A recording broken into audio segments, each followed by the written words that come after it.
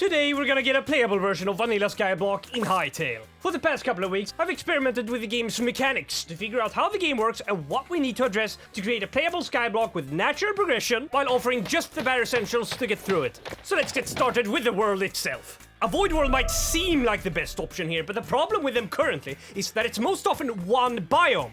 And unless it's just the void where nothing will spawn, you're very limited by the mobs in the biome you use. So what about modding? Turns out Hytale modding is extremely approachable, and I've looked into it, but based on what I understand, using Hytale's own tools, you can only mod terrain for a yet-to-be-released version of Hytale world generation called V2. V2 will eventually replace the current world generation, but because it's unfinished, we can't adapt that to our current Skyblock, and that also means we can't really change the terrain or biomes of our current world generation without a lot of technical work. We could potentially change mob spawning behavior to spawn in these void biomes, but we want the player to earn their spawns by traveling to the biomes, so the most accessible option is to use clear blocks to clear a playable area.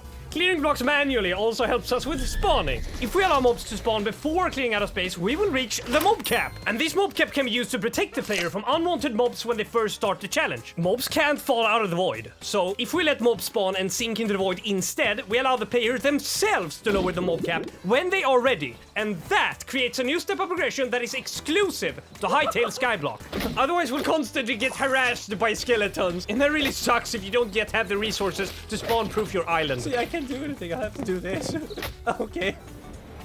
But yeah, they will spawn on dirt, and dirt is all we have to work with, so you're kinda screwed. Progression is an important aspect of this Skyblock, so we need a way to get resources like iron and copper without mining. And luckily, we can get that through the Fire Steel Golem and the Goblin Thief. But we need to understand how they spawn to capitalize on their drops, and while testing spawns in Hytale, I realized that there are two types of spawnable mobs. Entities like the Fire Steel Golem and Goblin Thieves belong in a category I'd like to call coordinate-dependent spawns. Their spawns are placed in one specific location in a world seed. Unfortunately, they won't appear in a regular void world, so if we use clear blocks to clear out all of the blocks in our world instead, these spawn locations will still exist in the air, and if these mobs are too far away from the player or their spawn, they will keep teleporting back up. If we now kill them in this state, their spawn will break and stop working forever. So during our Skyblock, we will need to locate the spawn, place a block directly beneath the mob spawn, and if they then deload and reload onto this block, the mob will keep respawning after they die. You might have to wait a day or two to find out if you did everything correctly, because the game won't exactly tell you when you've destroyed a spawn.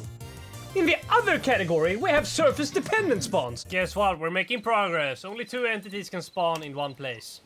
Okay. It's really difficult to measure spawns in this game, and it took a long time before I could write down any concrete information about it. I just waited here watching 2 animals spawn, and then I do a reset and 3 of them spawn at the same time. Maybe I got lucky there, because I don't think another one will spawn. Now, okay. I'm not making this up, man! I spent days staring at dirt blocks to write down any concrete information about these conditions, but as soon as I thought I was making any progress, a bird would spawn! Because sometimes only birds and squirrels would spawn, sometimes only skeletons would spawn, and sometimes spawning would stop working completely. It doesn't work. But it spawned before! I don't get it. Like, I literally don't get... I don't know how I'm supposed to...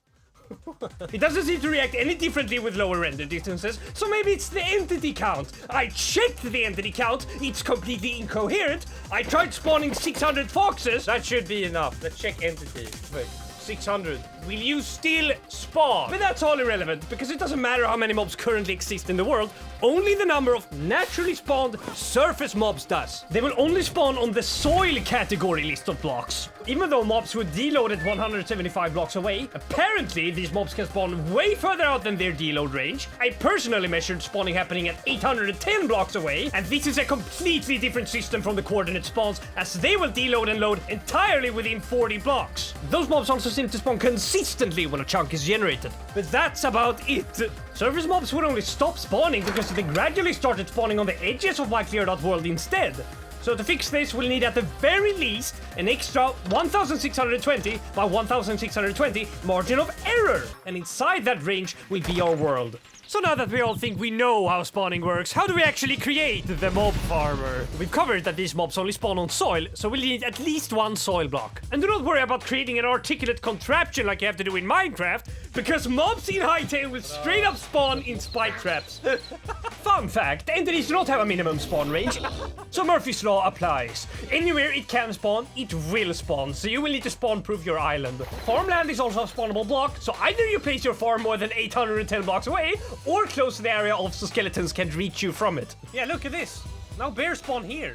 Why just here? Why not here? When I tried to answer this question, I found out that each block has a predetermined subset of mobs that can spawn on it. Meaning, you can create any specific mob farm by placing a grid of blocks and then isolating those blocks where your chosen mob spawns. Birds and squirrels are seemingly everywhere, and if your spawner starts spawning only these creatures, you might have built the farmer too small. Mine worked fine with a 3x3 grid around the block, but if that still doesn't work, the mob cap might have been reached somewhere else. So if everything else fails, clearing out a few surface mobs will usually fix these spawning conditions. But important reminder, coordinate spawns do not affect the mob caps, you can leave them be. Birds might still spawn, so we'll fix that by placing some spikes 3 blocks above the spawn as well. They'll just fly on this range, so if I have like 1 block each, they will just run into them.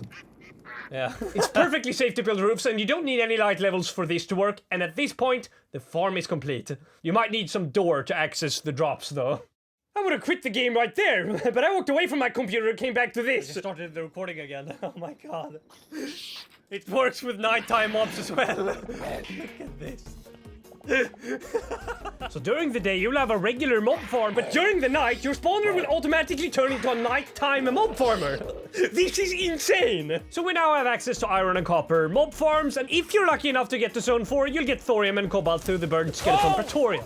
But what about dirt? The block responsible for farming, renewable wood, and the block that allows spawning to happen in the first place. Good thing we have some leftover iron, because we'll need that to create the fishing trap. Normally you get trash or trinkets that stab your head when you sleep. But I keep picking up. Why can I sleep? But when you aren't getting copious amounts of salt blocks, you'll have the off chance of fishing up some stone rubble.